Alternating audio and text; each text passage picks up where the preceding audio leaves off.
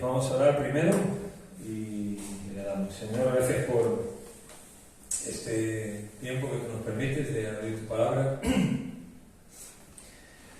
Y como siempre oramos que a través de ella podamos entender tu voluntad, y aunque estemos estudiando aspectos futuros, pero que eso nos ayude para vivir hoy día aquí mientras tú no vengas. Gracias por tu palabra, te damos las gracias en el nombre de Jesús. Amén. Amén. Bueno, pues vamos a leer en Mateo 24 unos versículos en este capítulo que creo que ya estamos preparados para leerlo y poder entender muchas de las cosas que aquí tenemos. Mateo capítulo 24, si comenzamos en el versículo 1, dice que cuando Jesús salió del templo y se iba, se acercaron los discípulos para mostrarle los edificios del templo. Y él respondiendo, él les dijo: ¿veis todo esto? De cierto os digo que no quedará aquí piedra sobre piedra que no sea derribada. Y estando él sentado en el monte de los olivos, los discípulos se le acercaron a él, pues aparte, diciendo: dinos, ¿cuándo serán estas cosas? O sea, que no quedará piedra sobre piedra. ¿Qué señal habrá de tu venida y qué señal habrá del fin del siglo? Y ahora Jesús pasa a responder estas preguntas. Respondiendo Jesús les dijo: mirad que nadie os engañe, porque vendrán muchos en mi nombre diciendo yo soy el Cristo, y a muchos engañarán. Y oiréis de guerras y rumores de guerras. Mirad que no os turbéis, porque es necesario que todo esto acontezca, pero aún no es el fin. Porque se levantará nación contra nación y reino contra reino, y habrá pestes y hambres y terremotos en diferentes lugares. Si hablamos simplemente de estos versículos, nosotros hemos hecho referencia muchas veces a estos versículos que son acerca del arrebatamiento, pero no tienen nada que ver con el arrebatamiento estos versículos, tienen que ver con la venida del Señor. Y todo esto será el principio de dolores. Aquí y ahora el versículo 9 empieza: entonces os entregarán a tribulación. Sabemos que hemos dividido la gran tribulación en dos partes, ¿no? Una primera parte donde el anticristo firma un pacto de paz con Israel, y luego dijimos que a la mitad de esos 7 años el pacto se rompe, y aquí es donde estamos, ¿no? Esto es el principio de dolores. Y ahora la segunda parte, o sea, los últimos 3 años y medio, entonces os entregarán a tribulación y os matarán. Y aquí entramos en que esto coincide exactamente con Apocalipsis 12, cuando Satanás es expulsado del cielo y empieza una persecución implacable contra Israel. Esto ya lo hemos visto, que termina en que al final Israel es acorralado de tal manera que incluso la ciudad grande, o sea, Jerusalén, es tomada. Lo hemos visto ya la semana antepasada. La ciudad de Jerusalén es tomada, y la mitad de la población de la ciudad son llevados al cautiverio, y la otra mitad quedan ahí. Entonces os entregan a tribulación y os matarán, y seréis aborrecidos de todas las gentes por causa de mi nombre. Y ahora vamos al versículo 22. Y si aquellos días no fuesen acortados, nadie sería salvo, mas por causa de los escogidos, de aquellos días serán acortados. Vamos al versículo 29. E inmediatamente después de la tribulación de aquellos días, el sol se oscurecerá, y la luna no dará su resplandor, y las estrellas caerán del cielo, y las potencias de los cielos serán conmovidas. Esto ya lo hemos visto, que cuadra con muchos de los juicios que hemos visto en los sellos, en las trompetas y en las copas en Apocalipsis. Entonces aparecerá la señal del Hijo del Hombre en el cielo. Dijimos, y lo repito otra vez, las señales no tienen que ver con el arrebatamiento. Las señales que la Biblia da no son para hoy día, no sirven para hoy. No podemos decir hoy de una manera correcta que tal cosa está pasando y eso significa que el Señor va a venir ya. No, para nada. Estas señales, la señal del Hijo del Hombre es todas estas cosas que están pasando en los versículos anteriores. O sea, ¿cuál es la señal del Hijo del Hombre en Apocalipsis? Pues desde Apocalipsis 6 hasta el 18. Todos los juicios que están ocurriendo sobre la tierra, son las señales visibles que la gente puede ver de que el Señor va a venir. Y entonces lamentarán todas las tribus de la tierra y verán al Hijo del Hombre viniendo sobre las nubes del cielo con gran poder y gloria. Eso lo hemos visto en Apocalipsis. Todo ojo le verá. Y enviará a sus ángeles con gran voz de trompeta y juntarán a los escogidos de los cuatro vientos desde un extremo del cielo hasta el otro. De la higuera aprended la parábola. Cuando ya su rama esté seca y broten sus hojas, sabéis que el verano está cerca. Así también vosotros, cuando veáis todas estas cosas, conoced que está cerca a las puertas. Cuando dice así también vosotros, ¿a quién se refiere?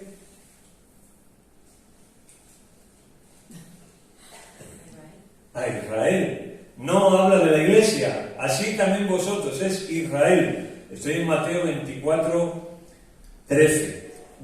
Mateo 24, 33. Así también vosotros, cuando veáis todas estas cosas, conoced que está cerca a las puertas. De cierto os digo que no pasará esta generación hasta que todo esto acontezca. Claro, este versículo, pues hay muchos que llegan aquí y ya no siguen. Se atascan de tal manera, o sea, ¿cómo que esta generación, cómo que, entonces si los discípulos murieron y no pasaron estas cosas? Bien, ¿de qué está hablando el texto? De la segunda venida, de la tribulación en la tierra. Así que lo que está diciendo es, cuando estas cosas acontezcan, esa generación no va a pasar hasta que eso pase. ¿Por qué? Porque son 7 años y una generación son 40 años. A los que empiecen a vivir cuando los juicios empiecen sobre la tierra son los mismos que estarán cuando el Señor venga, o por lo menos los que sobrevivan. ¿Vale? Bien. El cielo y la tierra pasarán, pero mis palabras no pasarán. Pero el día y la hora nadie sabe, ni aun los ángeles de los cielos, sino mi Padre. Pero con los días de Noé, y ahora va a empezar a decir, como en los días de Noé, así será la venida del Hijo del Hombre, porque como en los días de Noé antes del diluvio estaban comiendo y bebiendo, casándose y dándose en casamiento, así hasta el día en que Noé entró en el arca, y no entendieron hasta que el diluvio se los llevó a todos. Así también será la venida del Hijo del Hombre. Noé estuvo predicando que iba a venir un juicio, estaba construyendo un arca y la gente no le hizo caso. Luego les sorprendió el juicio. Bien, a esta generación que está en la tierra durante la gran tribulación le va a ocurrir lo mismo. Va a haber personas predicando el Evangelio y diciendo que esos son juicios de Dios y que el Señor viene, y van a querer seguir yendo con su vida hasta que el Señor venga. Bien. Entonces estarán dos en el campo, el uno será tomado y el otro será dejado. Eso no tiene nada que ver con el arrebatamiento que normalmente se ha dicho, ¿no? Los más mayores a lo mejor os acordáis que esto se decía del arrebatamiento. Eso no tiene nada que ver con el arrebatamiento. Estamos en el contexto de la segunda venida. Y aquí lo que está hablando, está claro, es que uno es tomado para juicio y otro es dejado en la tierra para el milenio. Eso vamos a ver la semana que viene. Dos mujeres estarán moliendo en un molino, la una será tomada y la otra será dejada. Exactamente lo mismo. Velad pues, porque no sabéis a qué hora ha de venir vuestro Señor. Pero sabed esto, que si el padre de familia supiera que hora el ladrón habría de venir, velaría y no dejaría minar su casa. Por tanto, también vosotros estad preparados, porque el Hijo del Hombre vendrá a la hora que no pensáis. Bien, hasta aquí voy a parar. Está claro que cuando el arrebatamiento ocurre y empiezan los juicios de la gran tribulación, no todo Israel al final se va a volver al Señor. Y vamos a encontrarnos con mucha gente que va aún a ser engañados. Jesús también habló de los falsos cristos, y Apocalipsis nos habla de eso, nos habla de la bestia, o sea, del anticristo, nos habla del falso profeta, y nos habla de una intensa predicación o un intenso intento de contrarrestar la predicación. Y sabemos que hemos hablado ya de esto, con la bestia, con el falso profeta y con todo lo que se va a decir. Bien, nos quedamos aquí el otro día, en Apocalipsis 19:15, cuando estaba describiendo a Jesús, y dice que le salía de su boca una espada afilada. Vamos allí a Apocalipsis 19. Dice que de aquel que estaba montado en el caballo salía una espada afilada para herir con ella a las naciones, y las gobernará con un cetro con vara de hierro, y él mismo pisará las uvas para sacar el vino de la ira terrible del Dios Todopoderoso. Mirad, ya en el capítulo 1, Juan ve a Jesús en medio de las iglesias con una espada aguda también en su boca. Y tiene una espada, y lo que pensamos en el capítulo 1 y 2 de Apocalipsis 3 también, que esa espada sirve para defender a las iglesias, ¿vale? Y lo mismo vamos a ver esto ahora. Que salga la espada de su boca simboliza el poder de sus palabras. Y esto lo hemos explicado ya, ¿no? Cuando hablamos de que Jesús viene y va a derrotar a sus enemigos, sabemos que va a ser con lo que Él diga, no con lo que Él haga. Bien. Por ejemplo, Génesis 1, Dios dijo y fue la luz.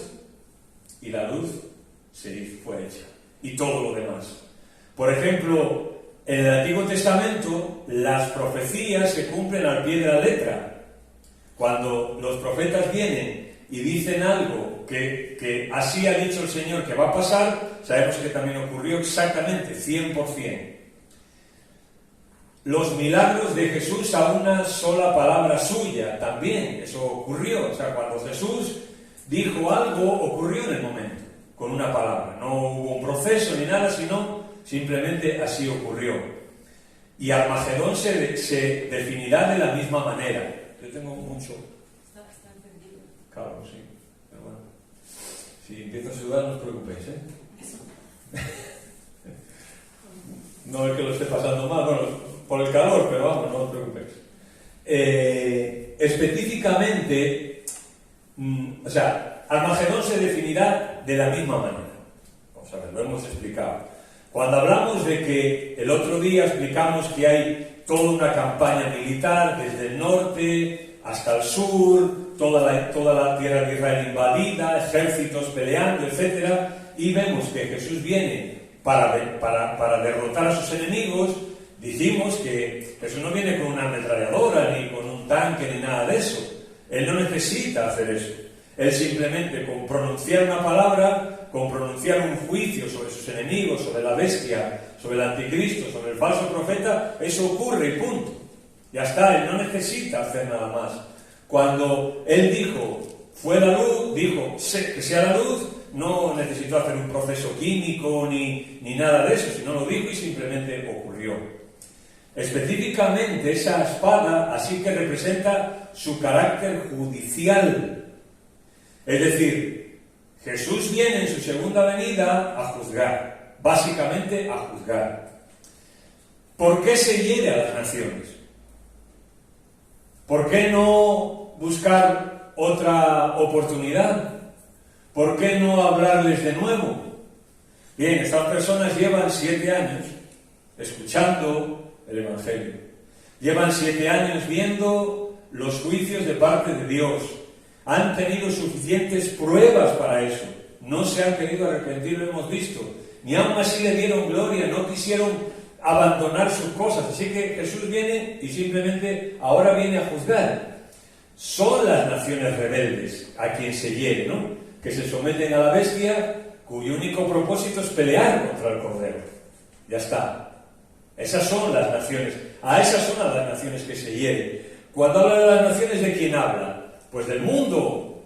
Es el mundo. Se está refiriendo a las naciones, usa reyes en general, pero es el mundo el que se rebela contra Dios.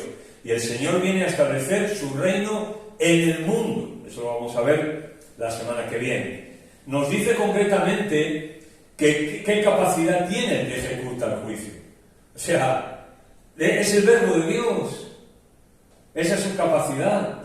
Ante la palabra de Dios siempre se ha hecho lo que Dios ha dicho. Así que no os imaginéis, por favor, que va a ser una guerra ahí, que va a ocurrir no sé qué, que van a empezar. No. El Señor vendrá y pronunciará un juicio y ocurrirá lo que tenga que ocurrir. El símbolo de pisar las uvas es la práctica de pisar las uvas, y la salpicadura representa la sangre de los enemigos del Señor. O sea, está usando una figura para que nosotros podamos entender, ¿no? Igual que cuando se pisaban en la gara las uvas, pues eso salpicaba, y se salpicaban los pies, y en aquel entonces que iban con ropa, o ahora también se te pueden salpicar los pantalones o la ropa que lleves. Bien, eso es una figura para explicarte que el Señor está por encima de todo eso y pues simplemente lo está pisando. Igual que, por ejemplo, en Isaías, cuando se compara a Dios, dice, ¿a quién le compararé a Dios? O sea, no tiene comparación, ¿no? Y dice, las naciones son como una gota de agua que cae en el jugo. Es lo mismo, está usando una comparación para que tú lo puedas entender. La imagen también representa el juicio en el Antiguo Testamento, que describe el juicio sobre la implacable enemiga de Israel, Edom. Edom siempre fue enemigo del pueblo de Dios e hizo fechorías contra el pueblo de Dios. Y hemos visto en Isaías que Jesús viene desde Edom, desde ahí donde viene él juzgando. Dijimos que posiblemente Edom representa, posiblemente no, y representa Jordania, y hablábamos de que ahí hay una ciudad que se llama Petra, en la cual, en la ciudad abandonada, caben más de 1 millón de personas y se refugian ahí. Y lo que muchos piensan es que cuando Jesús viene primero para librar a su pueblo, a la ciudad, a la mitad de la ciudad que ha sido tomada, y está en Edom, y ahí los libera. Y ahí, por eso llega a Sión, al monte Sión, con sus ropas teñidas en sangre. Pero es una figura, por favor, o sea, no os lo imaginéis literalmente, se nos tiene que explicar de alguna forma, ¿no? Vale. En Joel 3, 12 al 14, también usa la imagen del lagar para describir el juicio del Mesías a sus enemigos. Mirad lo que dice. Despiértense las naciones y suban al valle de Josafat, porque allí me sentaré para juzgar a todas las naciones de alrededor. Echad la hoz porque la mies ya está madura. Venid, descender, porque el lagar está lleno. Rebosan las cubas, porque mucha es la maldad de ellos. Muchos pueblos en el valle de la decisión, porque está cercano el día de Jehová en el valle de la decisión. O sea, lo que se está hablando es que esas cubas representan no solamente la cantidad de gente y de naciones que van a ir contra el Señor, sino también la maldad de ellos. Y Apocalipsis se ha procurado muy bien en decirnos que las personas, el ser humano no es inocente, que el ser humano es una criatura rebelde por naturaleza y que no quiere a Dios. Hemos hecho muchas veces referencia al Salmo 2. ¿Por qué se amotinan las gentes y los pueblos piensan cosas vanas? Digamos, rompamos sus ligaduras. A lo que quieren es absoluta libertad, ¿no? ¿Por qué cada vez hay menos, ahora mismo en el mundo, por qué cada vez hay menos cristianismo, ¿no? ¿Por qué cada vez a la gente le cuesta más convertirse? ¿Por qué vemos un enfriamiento en ese sentido? Porque la sociedad ha ido hacia el estado del bienestar, hacia el maldito estado del bienestar. Hacia ahí ha ido, hacia el entretenimiento, hacia tener mucho, hacia pasarlo bien, hacia tener buena salud, vivir muchos años, etc. Y eso al ser humano le gusta. Y el ser humano no quiere abandonar eso. Pues si nos cuesta a nosotros, pues si a nosotros mismos como cristianos nos cuesta, pues imaginaos a la gente que no tiene al Señor. Bien. Juan en su visión vio que Cristo usaba una insignia alrededor de su vestidura, o sea, de su muslo, a lo largo de su pecho, colgando sobre su muslo mientras caminaba. O sea, cuando dice que llevaba en su versículo 16, y en su vestidura y en su muslo tiene escrito, su vestidura y su muslo, posiblemente habla de una especie de banda que Jesús lleva, ¿no? Como los reyes llevaban unas bandas, pues ahí lleva y se lee ahí Rey de Reyes y Señor de Señores. Bueno, eso no tiene mucha importancia, pero ¿por qué Rey de Reyes y Señor de Señores? Porque mira, Apocalipsis te advierte y te dice, ellos harán guerra contra el Cordero y el Cordero los vencerá, porque Él es Señor de Señores y Rey de Reyes, y los que están con Él son llamados y elegidos y fieles. O 2 versículos más, Deuteronomio y 1 Timoteo, Deuteronomio 10, 17, porque el Señor tu Dios, ya, fijaros en el libro de Deuteronomio, ya, es el Dios de todos los dioses, y el Señor de todos los señores. Él es grande, poderoso y terrible. Él no tiene favoritismos, ni acepta sobornos. 1 Timoteo 6:15, dice, el cual a su tiempo mostrará el bienaventurado y único soberano Rey de Reyes y Señor de Señores. Apocalipsis nos ha estado advirtiendo varias veces que quien viene es el Rey de Reyes y Señor de Señores. Apocalipsis nos ha estado advirtiendo varias veces que aunque en la tierra se cuestionen los juicios de Dios, en el cielo lo único que está diciendo es que sus juicios son justos. Por tanto, no nos tenemos que asustar ni dudar ni un segundo que cuando el Señor venga va a demostrar que Él es el Rey de Reyes y Señor de Señores. Nadie se le va a poder oponer, pero insisto, van a querer oponerse. A ver si ahora vamos a empezar a dudar y decir, hombre, el Señor no podría. No puede. El Señor ya ha avisado y ahora ya se acabó el tiempo. Se acabó el tiempo. Ahora, la gran pregunta es, y la gran pregunta que ha sido siempre desde la historia del hombre, ¿quién de verdad es el soberano del universo? ¿Quién de verdad es el soberano del universo? Y esta pregunta se contesta así, será al final contestada cuando el Señor venga en su segunda venida en gloria. Ya está. Pero pensemos una cosa, y esto lo he intentado a veces mencionar.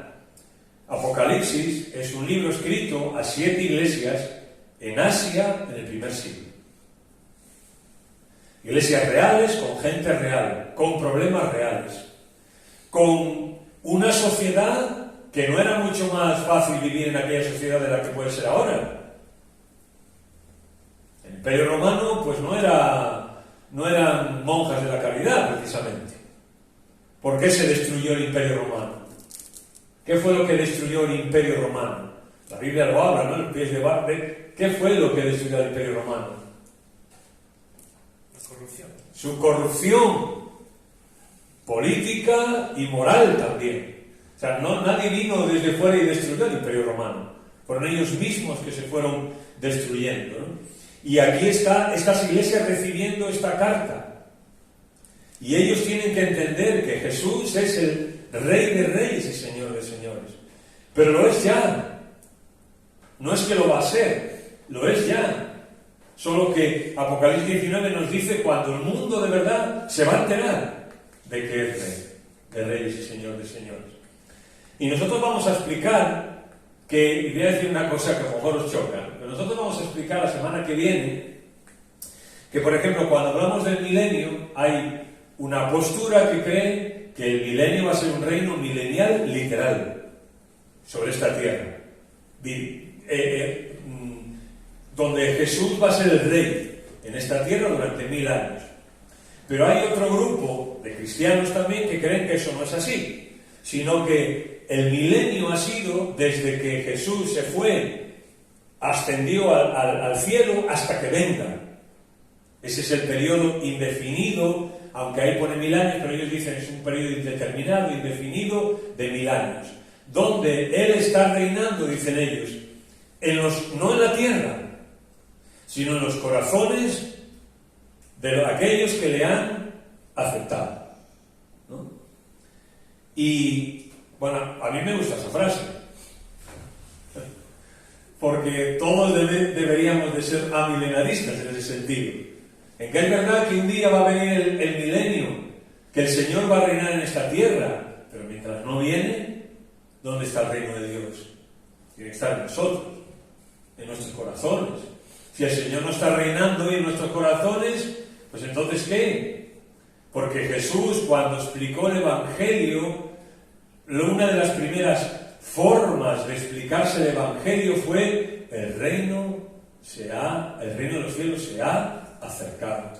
Y se acercó en la persona del Rey, de Jesús, y su pueblo le rechazó, pero hubo un grupo de gente que le aceptó. A lo suyo vino y los suyos no le recibieron, pero a los que le recibieron les dio el derecho de ser llamados hijos de Dios. Ahí está. O sea que el reino de Dios, aunque no sea real hoy día en la tierra, en este sentido, que vamos a ver a partir de la semana que viene, debería serlo en nuestros corazones. El mío el primero, ¿eh? El Señor debería reinar en mi corazón. podríamos hacer una referencia, la hemos hecho en algún momento. Cuando Jesús enseña a orar a los discípulos, ¿no? Le dice que se haga tu voluntad como se hace en el cielo, que se haga en la tierra. Y en el contexto de eso son personas que están orando. Y una persona que está orando no está orando para que el reino de Dios, para que la voluntad de Dios, así como se hace en la tierra, en el cielo, se hace en la tierra, en el gobierno, sino en mí, porque yo soy el que oro, y primero en mí y después los demás. Bien, sigue diciendo el texto de Apocalipsis 19, versículo 17, y vi un ángel que estaba en pie en el sol. Es decir, que Juan ve a Jesús y ve a los ejércitos celestiales, que ya lo hemos explicado. Y le dice, vi un ángel que estaba en pie en el sol, y clamó a gran voz diciendo a todas las aves que vuelan en medio del cielo, venid, congregaos a la cena de Dios, para que comáis carne de reyes y de capitanes y carne de fuertes, carnes de caballos. Bueno, el día de Jehová, tan anunciado y esperado por toda la Biblia, ha llegado. Ya ha llegado. El día del Señor, el día de Jehová, es una frase que se repite muchísimas veces en todo el Antiguo Testamento. Según va avanzando la revelación, se habla del día de Jehová, se le llama fuerte y temible, se le llama un día de juicio, se le llama también un día, se le llama de muchas maneras, ¿no? Pero el mundo está esperando eso, la creación incluso está esperando eso, ¿no? Bueno, este día, aquí, Apocalipsis 19, ha llegado. Ese día ha llegado. Los muertos son los que formaron parte del ejército de la bestia. Está claro, ¿no? Cuando dice que venid y congregaos a la gran cena de Dios para que comáis carne de reyes, capitanes, fuertes, caballos o jinetes, carne de todos, libres, esclavos, pequeños y grandes, está claro que es el ejército o los ejércitos que, comandados por la bestia, van en contra del Señor. Toda esa confederación de reinos, que nosotros hablamos de lo que eran los 10 cuernos de Daniel, que eran, entendíamos que una manifestación de lo que era el antiguo imperio romano, hasta donde había llegado, y esos reyes dan la autoridad a la bestia, y él es el principal. Bueno, todo esto no lo voy a volver a recordar. Bien, son los que forman el ejército de la bestia. Hay que recordar que ese ejército es llevado al campo de batalla por el engaño satánico, y está formado por soldados de todas las naciones de la tierra. ¿Recordáis? En Apocalipsis 16 que vimos que salían unos espíritus de demonios para convencer a los reyes de la tierra que vayan en contra del Mesías. ¿Recordáis, no? Y esto explicamos que de alguna forma Satanás, a través del engaño, a través de no sabemos qué, pues engañará a las naciones para que las naciones vayan en contra del Señor. Como vimos, el campo de batalla abarcará toda la tierra de Israel, incluso más allá de los límites del país. O sea, va a haber una invasión como nunca ha habido en Israel, ¿no? Y van a por Israel, ¿no? Es curioso que la Biblia, haga un paréntesis aquí. A mí me parece un poco curioso que la Biblia, cuando habla de este acorralamiento que hay, no veamos una reacción por parte del pueblo de Israel militar. Que en ningún momento se diga esto, ¿no? Cuando Israel es una de las primeras potencias hoy día en armamento. Cuando fue Isaac Rabin que hubo una amenaza de guerra hace ya años, ¿no? Hace, pues, no sé, 4 o 5 décadas. Y a él le preguntaron por el Holocausto y por muchas cosas a Isaac Rabin. Y él, en una entrevista, dijo que eso no iba a ocurrir más. Dijo, no, eso no va a ocurrir más. Y le dijeron, ¿por qué? Y Isaac Rabin dijo que porque si alguien atacaba a Israel, está claro que estaba hablando de las naciones vecinas que había, dijo él, si alguien ataca a Israel, todo lo que hay alrededor de Israel desaparece. Dijo, todo lo que hay alrededor de Israel desaparece. O sea, que Israel tiene un poderío militar. Bien, pues no vemos aquí, pero vemos que es el Señor el que tiene que venir al final y librarnos, aunque sí habla previamente de una batalla. Bueno, el ejército es transversal con el objetivo de impedir la segunda venida de Cristo. Pero el Salmo 2 nos dice que el fracaso es total. Todas las naciones se congregan, quieren atacar a su pueblo, etcétera, porque las naciones se juntan, los reyes de la tierra, pero su fracaso es total. Porque como hemos visto en el Salmo 2, pero yo he puesto en Sion a mi rey. Al final, Jesús vendrá y reinará y punto. Bien, hay un pasaje paralelo en este sentido, que está en Ezequiel 39, 17 al 20, que nos puede también dar un poco de luz en esto, respecto a este anuncio del ángel de venir y congregarse a la gran cena de Dios. Y tú, hijo de hombre, así ha dicho Jehová el Señor: di a las aves de toda especie y a toda fiera del campo, juntaos y venid, reuníos de todas las partes a mi víctima que sacrifico para vosotros, un sacrificio grande sobre los montes de Israel. Y comeréis carne y beberéis sangre. Comeréis carne de fuertes y beberéis sangre de príncipes de la tierra, de carneros, de corderos, de machos cabríos, de bueyes y de toros engordados en todo Basán. Comeréis grosura hasta saciaros y beberéis hasta embriagaros la sangre de las víctimas que para vosotros sacrifiqué. Y os saciaréis sobre mi mesa de caballos y de jinetes fuertes y de todos los hombres de guerra, dice Jehová el Señor. O sea, los profetas, de una manera, valga la redundancia, profética, nos hablan de este día, ¿no? De que va a ser un día, pues terrible, porque va a haber una masacre aquí sin precedentes. Va a haber una masacre sin precedentes. El día del Señor trae una matanza sin precedentes. Incontables millones de personas esparcidos por más de 300 kilómetros. O sea, la imagen es, pues, dantesca, ¿no? Sin embargo, cuando Ezequiel habla de un sacrificio. Y un sacrificio era algo que pedía a Dios y algo que le agradaba a Dios. De manera que este juicio sobre las naciones, el profeta lo ve no como algo negativo, sino como algo positivo. Como algo que es necesario que Dios mismo tenga que ofrecer. Aún después de que las aves se hayan saciado, llevará 7 meses para enterrar a los cadáveres restantes, según Ezequiel 39, 12. Es interesante, fijaros, que cada año migran hacia el sur desde Europa y hasta África millones de aves. Esto es un dato, lo podéis meteros en una página sobre Israel oficial y lo veréis. Cada año migran desde el sur de Europa y de otras partes hacia África millones y millones de aves, y pasan por ahí. Vuelan sobre la tierra de Israel al punto de que en Israel suele ser una amenaza para la aviación. Y es una cosa que ellos controlan y que ellos lo predicen, etcétera, etcétera, porque es un problema que millones y millones de aves pasen por ahí.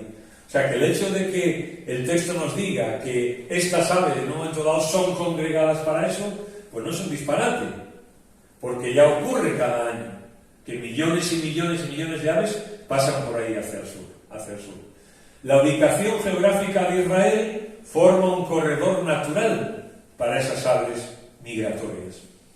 Es decir, que lo que nos está diciendo la Biblia no es una cosa descabellada. ¿De dónde van a salir tantas aves? Pues sí, pasan por ahí, y en un momento dado pasarán. 19:19 dice: vi a la bestia y a los reyes de la tierra y a su ejército reunidos para guerrear contra el que montaba el caballo y contra su ejército. ¿Veis cómo de nuevo hace Juan lo que dijimos de la poesía hebrea? Primero nos dice Dios que hay un anuncio de que hay un anuncio, un anuncio de que las aves se congreguen para que coman esa carne de los reyes, o sea que van a estar muertos, ¿no? Y ahora inmediatamente te dice: y vi a la bestia y a los reyes de la tierra reunidos para guerrear. Dice, pero bueno, ¿no ha ocurrido ya? ¿Entendéis? Pero el estilo de escritura es así. Primero se dice el resultado y luego se dice cómo ocurrió. Y ahora te dice: vi a la bestia en Apocalipsis es el anticristo, y a los reyes de la tierra y a sus ejércitos reunidos para guerrear contra el que lo montaba a caballo y contra su ejército. También puede servir para pensar que si tú dices, hombre, el Señor viene y va a hacer esta matanza, ¿No hay otra manera de solucionarlo? Pues resulta que el siguiente versículo te dice que lo que está ocurriendo es que la bestia y los reyes de la tierra van contra el Señor y contra su pueblo. Pues hay que defenderse, ¿no? En una guerra. La gente no es tan inocente como parece. La gente no es tan inocente como parece. Primero, la bestia es el anticristo, que es el líder del último y más grande imperio en la historia humana. Ese es el primero que va a caer. Después, los reyes de la tierra, posiblemente están refiriéndose a los 10 reyes que gobiernan, los 10 sectores en los que se divide el imperio mundial del anticristo, esos 10 reyes que hablan, ¿no? Daniel, que vimos, y Apocalipsis también, que lo que era el antiguo imperio romano, ¿os acordáis, no? Mostramos un mapa en todo lo que abarcaba, también abarca Medio Oriente, muchas partes de Europa, etcétera, ¿no? De Asia, todo el antiguo imperio romano hasta donde llegaba. Tercero, su ejército se ha reunido para guerrear contra el que lo montaba el caballo y contra su ejército. Es decir, cuando se habla de esta guerra, mi sensación es que Apocalipsis nos trata de decir que no solamente es una guerra por motivos militares, o por motivos políticos, o por motivos sociales o de territorio, pues si no diría, se juntaron para hacer guerra contra el ejército, pero también dice contra el Señor. Y eso nos indica que hay un motivo espiritual. Y si pensamos en eso y juntamos, por ejemplo, con el Salmo 2, pues nos encaja perfectamente. Que el Salmo 2 lo que nos está diciendo es que uno de los motivos por los cuales las naciones se juntan para impedirla, contra Israel, es impedir que el Señor venga. Es impedir que el Señor venga. Para que no infravaloremos ciertas cosas, este texto nos presenta el éxito de la misión de los espíritus de demonios en 16:14. Lo digo para que no infravaloremos el poder de Satanás hoy y el poder de sus demonios hoy. Que podemos pensar que eso era antes, cuando hace 2000 años, hoy día no. Aunque nos riamos y nos muestren Halloween ahí que la brujita, ¿no? No. Satanás es un ser real y un ser con mucho poder. Y el pensar que los espíritus de demonios son capaces de convencer al mundo entero para organizar una guerra hacia Israel, en contra de Israel y de Dios, pues échate a temblar. Échate a temblar, porque ¿qué te va a tocar a ti y a mí? Si Satanás es capaz de hacer eso y de convencer a un mundo entero para eso, ¿por qué no será capaz de hacernos hoy a nosotros? ¿No? ¿Qué no será capaz? Está claro que nosotros le pertenecemos al Señor. Y Juan dice que no nos puede tocar, etcétera, etcétera. Pero Él está ahí. ¿Qué no será capaz de hacer? Por eso nunca debemos de infravalorarlo. Aquí, como hemos dicho a veces, en las iglesias somos de efecto péndulo, ¿no? O vemos a Satanás hasta en una sopa de letras, porque algunos cuando comen y cogen la cuchara, una sopa de letras, ven diablo. Oye, el diablo, ¿no? El otro extremo, a algunos que no lo quieren ver en ningún sitio. Pues no, ni una cosa ni la otra. O más bien yo me inclinaría hacia la sopa, que hacia obviarlo. Si tú a mí me dices, bueno, ¿qué prefieres? ¿Verlo hasta en la sopa o obviarlo? Yo sé que te voy a responder. Yo prefiero verlo hasta en la sopa. Porque obviarlo, pues es mucho más peligroso. Pues yo prefiero ver enemigos por todas partes que no ver a ninguno. Porque ver a muchos enemigos por todas partes me ayuda a estar alerta. Pero no verlo, pues imagínate, ¿no? La Iglesia, en el primer siglo que recibe esta carta de Apocalipsis, tiene que entender también esto, ¿no? Que Satanás es un ser astuto y poderoso. Y ellos tienen que ver detrás de Domiciano, por ejemplo, que era el emperador que estaba castigándoles en el primer siglo, tienen que ver que detrás de Domiciano hay alguien más poderoso, es Satanás, que es contra quien ellos luchan. Nosotros, por ejemplo, a la hora de los problemas que podemos tener en la vida, no luchamos contra personas, no luchamos contra circunstancias, no luchamos contra enfermedades, luchamos contra, dice Pablo, no tenemos lucha contra sangre ni carne.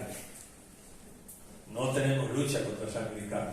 Porque la inmensa mayoría de las cosas con las cuales luchamos nosotros son cosas que Satanás está usando para atacarnos a nosotros y para atacar a su iglesia. Y vemos que en Apocalipsis hay un despliegue brutal de parte de Satanás con todos los medios que tiene para atacar al pueblo de Dios y para impedir que Jesús venga. Claro, no lo puede impedir, porque Él es el Rey de Reyes y Señor de Señores. Pero yo, Rey, no soy ni Rey. En mi casa, pues imagínate. Nosotros en casa tenemos una reina, ¿no? Sí.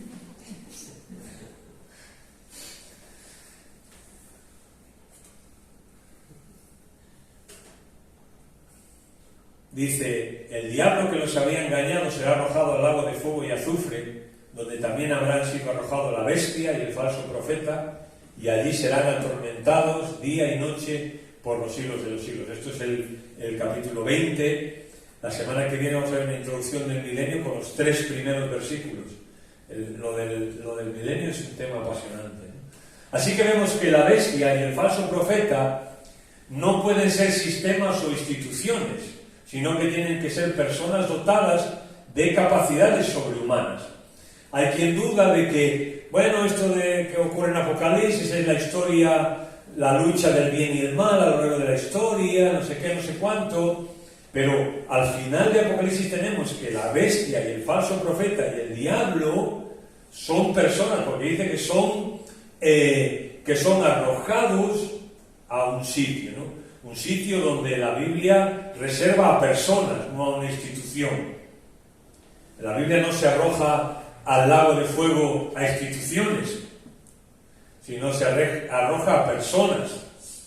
No se arroja a iglesias, sino se arroja a personas. No se arroja a sistemas políticos, sino se arroja a personas.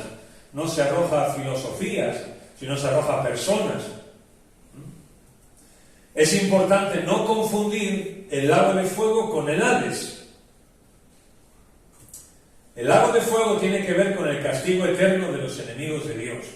Eso lo vamos a ver en Apocalipsis 20. Mientras que el Hades es el lugar de la habitación de los muertos hasta el día de la resurrección. O sea, aquellas personas que mueren sin Cristo, ¿a dónde van? Al Hades, donde están esperando a ser resucitados para ser juzgados. Eso no es el infierno, eso es el Hades. El lago de fuego sí, vamos a ver que va a ser inaugurado, que va a ser abierto, y entonces ahí van a ser expulsados aquellos o aquellas que no tienen al Señor. No porque sean mejores o peores que nosotros, sino por lo que, por ejemplo, dice Juan: el que tiene al Hijo de Dios tiene la vida, y el que no tiene al Hijo de Dios, pues no tiene la vida. La vida está hablando de la vida eterna. El que tiene al Hijo de Dios tiene la vida. El que no tiene al Hijo de Dios no tiene la vida. Cuando Jesús habló de lo que a una persona la condenaba, era por cuanto no creen en mí. Y el Espíritu Santo convencerá al mundo de pecado por cuanto no creen en mí. Así que todas las personas que en Apocalipsis reciben este juicio de parte de Dios son personas que no se han arrepentido, que no tienen la vida. Ahora bien, el otro día creo que no sé si lo mencionamos de paso, pero quiero volver a mencionarlo, si no me acuerdo bien. Pero cuando el Señor viene y vemos aquí que Jesús con sus palabras, ¿no? Derrota a la bestia y al falso profeta y a las naciones, o sea, y a todo este ejército, no pensemos que no sigue habiendo un periodo de gracia para esas personas. En Apocalipsis, a pesar de que hay juicios cayendo sobre la tierra, hay muchos que se convierten. Por ejemplo, Juan dice que vio una multitud de todo pueblo, lengua, nación y tal, y preguntó, ¿quiénes son estos? Porque pues, la iglesia había sido arrebatada. Y la respuesta es, estos son los que han salido de la gran tribulación y han lavado sus ropas en la sangre de Cristo. O sea, personas que durante la gran tribulación aquí en la tierra se convirtieron, se volvieron al Señor, el Señor los perdonó y están en la presencia de Dios. Pero ahora imaginémonos estos ejércitos que hay aquí. Y el periodo de gracia ya se ha acabado porque el Señor viene a juzgar. Pero tú imagínate que muchos de estos soldados han oído hablar del Señor posiblemente durante la gran tribulación. Han escuchado teorías de todo lo que está pasando. Y le han dicho, no, esos juicios, esos son el cambio climático. No es el Señor, eso es el cambio climático. Pero eso lo tiene en su corazón esta persona. Y ahora, de repente, el Señor viene. Eso es una señal donde todo ojo le va a ver, ¿no? ¿Creéis que no va a haber, a lo mejor, muchos de estas personas, muchos de estos ejércitos, o alguno de estos ejércitos, que no se van a lo mejor a volver al Señor también en ese momento? Y si se vuelven, ¿qué va a ocurrir? Que lo va a recibir. Por eso digo que la gracia de Dios siempre está ahí, absolutamente siempre. Nunca deja de estar. La gracia de Dios, aún en sus juicios. Por eso los juicios de Dios, por eso un juicio de Dios se le puede llamar justo. Porque en el juicio siempre está la oportunidad de arrepentimiento. Porque en el juicio siempre está la oportunidad del perdón. Y aunque las consecuencias de lo que nosotros hagamos puedan ser las que sean, pero el perdón de Dios es otra cosa.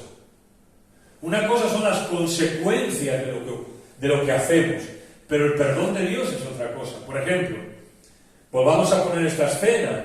El Señor viene y en ese momento Él pronuncia un juicio sobre esos ejércitos que hay ahí, ¿no? Y ese juicio es instantáneo. Pero hay personas que se arrepienten en ese momento, que de corazón se vuelven al Señor, pero ya es tarde. Y con la palabra y con el poder del Señor, esas personas mueren instantáneamente, ¿no? Eso no quiere decir que si alguno se ha arrepentido, aunque muera físicamente, no vaya a ser salvo. El ejemplo que pusimos hace 2 o 3 semanas. Hay 2 ladrones en la cruz, ¿no? Los 2 han hecho lo mismo y los dos han hecho lo mismo de malo. Uno se arrepiente, el otro no. Pero los 2 mueren físicamente.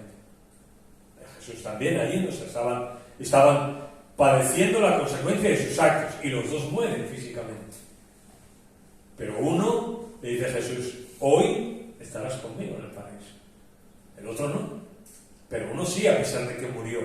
Me refiero, quería mencionar esto porque, para que pensemos.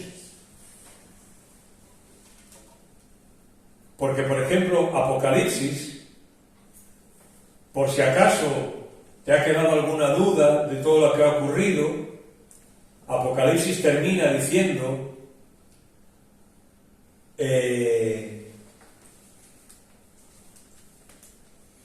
espera que lo busque.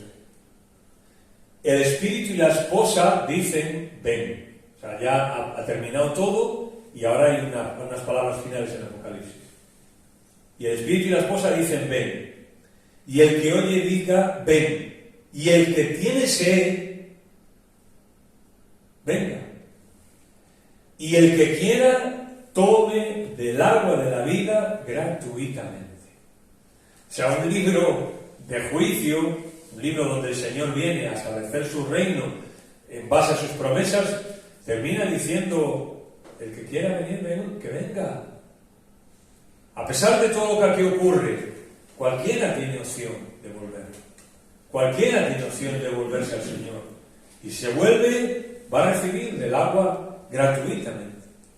¿Entendéis el enfoque? Espero. Bien. Versículo 21. Terminamos con este ya. Bueno, hemos hablado de que la bestia y el falso profeta son apresados y echados. Bueno, leemos el versículo 20. La bestia fue apresada y con ella el falso profeta, que había hecho delante de ella las señales en las cuales había engañado a los que recibieron la marca de la bestia. Me llamó la atención esto, ¿no? Son de estas frases que lees tal vez y que, pues, a lo mejor que nunca has pensado esto, ¿no? Pero el texto dice que fueron apresados la bestia y el falso profeta, y dice el falso profeta, con ella, el falso profeta que había hecho delante de ella señales, dice, con las cuales habían engañado a los que recibieron la marca de la bestia. Lo que nos quiere decir es que aquellos que se convierten durante la gran tribulación, una de las razones probablemente por las cuales no se convierten es porque no son engañados. No sabemos si porque conocen al Señor y no son engañados para ponerse la marca. Esto ya lo hemos visto. Y los que habían adorado, estos dos fueron lanzados vivos adentro de un lago de fuego que arde con azufre. Esto lo vamos a ver también en el capítulo 20. Y los demás fueron muertos con la espada que salía de la boca del que montaba el caballo, y todas las aves se saciaron de la carne de ellos. Una vez que la cabeza visible es cortada, o sea, la bestia, su comandante, privadas estos ejércitos, estas fuerzas, privadas de fuerzas y de liderazgo, pues van a ser derrotados por el Señor. Y todos y cada uno de aquellos que se reunieron para luchar contra el Cordero fueron muertos con la espada que salía de la boca del que montaba el caballo. O sea, están ahí, el falso profeta y la bestia son tomados y apresados y arrojados vivos al lago de fuego, y los demás pues son muertos. ¿Por qué? Porque hay una batalla, lógico, ¿no? Hay una batalla que está contra el Señor y contra su pueblo, y el Señor viene para luchar. Entonces, como ese guerrero divino, digamos, viene y tiene que ejecutar el juicio, lo que estábamos explicando antes. Mientras que la bestia y el falso profeta son apresados vivos y echados en el lago de fuego, los soldados forman parte de las fuerzas del anticristo, sufren pues la muerte física. Es interesante que, lo vamos a ver un poquillo tal vez la semana que viene, pero es interesante que el texto nos diga que fueron arrojados vivos, ¿no? Y algunos dicen, hombre, ¿cómo puede ser, no? Si primero para que una persona vaya al infierno tiene que morir, ¿no? Sin embargo, hay otros comentaristas que dicen que, bueno, que Dios de alguna manera pues hará o permitirá que esto así ocurra. O sea, que a lo mejor estas personas no pasen por la muerte física y sean directamente enviados, no físicamente, entender, ¿no? Pues el Señor también permitió que gente no sufriera la muerte física y ascendiera con el Señor, Elías, por ejemplo, ¿no? No es nada descabellado. Hay quienes interpretan esta matanza espiritualmente, pero no hay nada que nos pueda sugerir esto, comenzando con Apocalipsis 16 y el derramamiento de las... O sea que algunos lo que describen esta batalla del capítulo 19 es como una especie de batalla espiritual, donde las personas pues sucumben espiritualmente ante el engaño de Satanás, y que no está hablando de una batalla.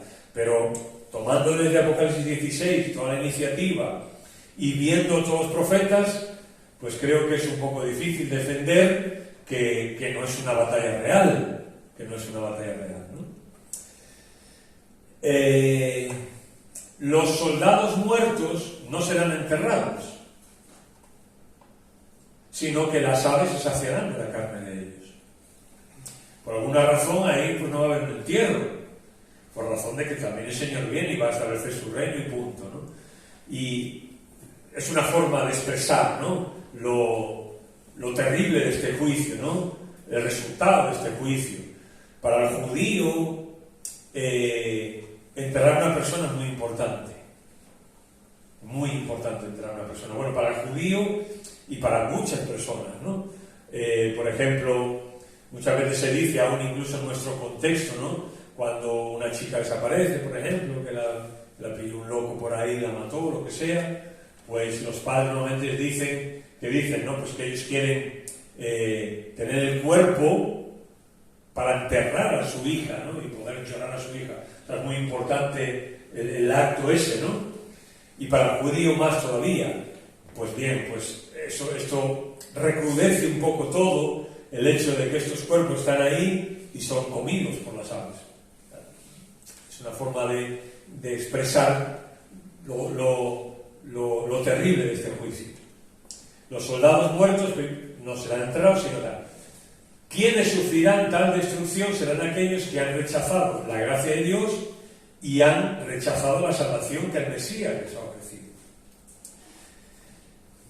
Vuelvo a insistir, Apocalipsis nos dice varias veces que las personas que están durante la gran tribulación rechazan una y otra vez el mensaje del Evangelio. A pesar de que ocurren todos estos juicios, nos dice, leerlo una y otra vez, que estas personas rechazan, que ni aún así se quieren arrepentir, etcétera, etcétera, ¿no? Que ni aún le dieron gloria, para terminar diciendo de una manera categórica que les ocurre tal cosa, pues se lo merecen. Se lo merecen. El ser humano es pecador, no está diciendo ninguna barbaridad el Señor. El ser humano es pecador. Y cualquier persona se merece el juicio de Dios. Hasta tú y yo nos merecemos el juicio de Dios. ¿Qué ventaja tenemos nosotros? Que nosotros nos acogemos a que alguien murió por nosotros, que es Jesús. Pero a pesar de que Jesús murió por ti y por mí, tú y yo seguimos mereciendo el juicio de Dios. Exactamente igual. O sea, exactamente igual. Por eso la Biblia dice, ¿no?, que Dios nos declara justos en Cristo. O sea, si nosotros somos justificados, somos vistos justos delante de Dios, es por la figura de Cristo. No porque ahora, no vean Manuel. No. Manuel sigue siendo pecador y sigue mereciendo exactamente igual el juicio de Dios. ¿Qué pasa? Que el juicio de Dios cayó sobre la persona de Cristo. Por eso cuando Apocalipsis dice, lo merecen, no está diciendo ningún disparate, ni está hablando, qué malo es Dios, que no sé qué. No. O sea, todo el mundo merecemos. La paga del pecado, ¿qué es? La muerte. Pero el regalo de Dios es vida eterna en Cristo Jesús, Señor nuestro. Eso es lo que está diciendo, ¿no? O sea, su comportamiento en el libro Apocalipsis, ¿qué pasa? Merecen ese juicio. Porque merecen la condenación. Porque se están rebelando contra Dios. Porque el ser humano es rebelde contra Dios. No quiere someterse a Dios. Nosotros hemos tenido no sé cómo llamarle, la suerte de que el Señor ha venido a nosotros. Y el Espíritu Santo ha iluminado nuestra mente y ha iluminado nuestros corazones y nos ha hecho ver las cosas. Si no, seguiríamos exactamente igual,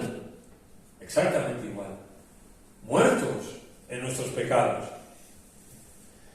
El que cree en Él, dice Jesús, no es condenado.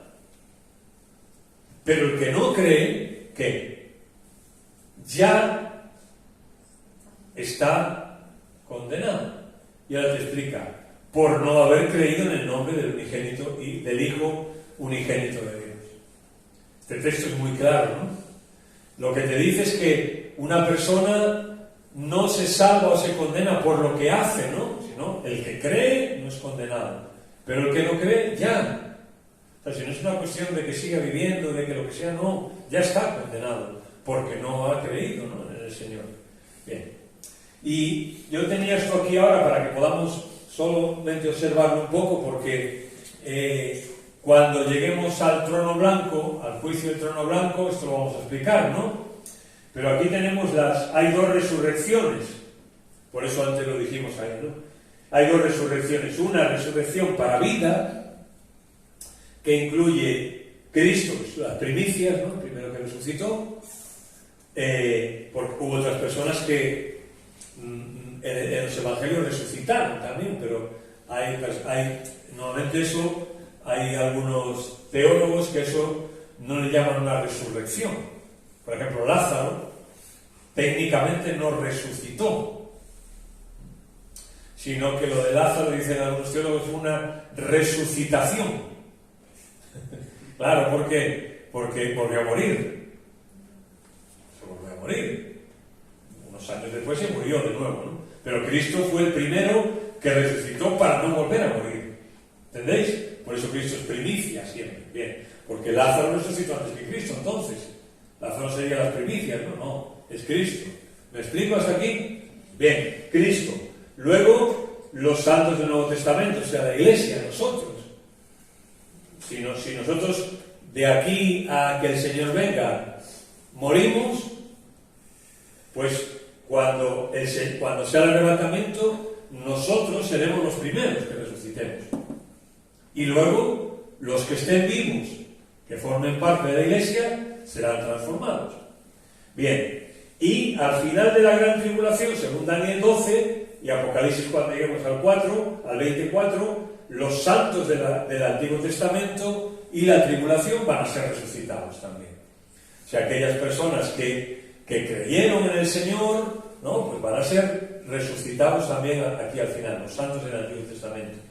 Por ejemplo, de Moisés se dice que él se sostuvo viendo al invisible, viendo a Cristo, ¿no? Así que hay muchas personas, muchos del pueblo de Israel, que no forman parte de la Iglesia, pero que un día van a ser resucitados, la resurrección de vida también.